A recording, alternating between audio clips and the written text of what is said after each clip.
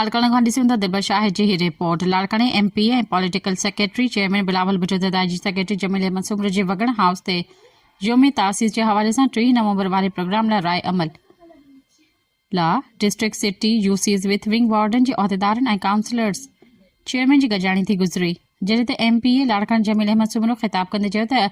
अॻिए योम तासीस ते स्टेडियम में वॾे अंग में अवाम वर्कर्स ऐं जियालनि शिरकत कई ऐं एतिरो अवाम हुयो जो स्टेडियम मुकमल भरिजी वई। हाणे हिन नंढड़ी काल ते अव्हां सभु पहुता आहियो,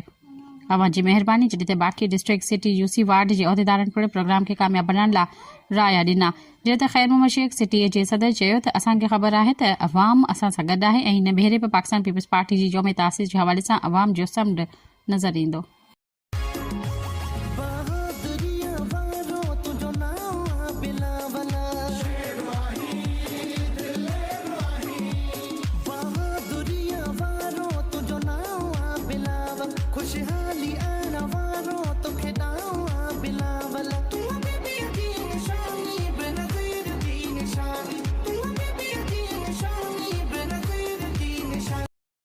ॿियो कुझु कोन्हे, हिकिड़ो दोस्त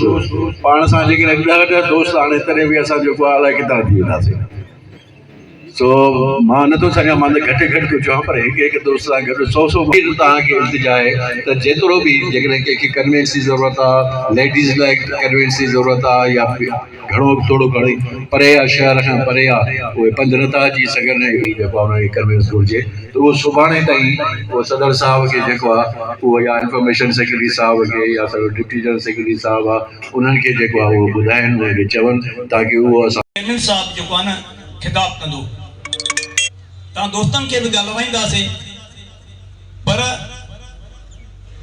अटेंडेंस सुठी हूंदी त तव्हां असांजी इज़त पिया। लास्ट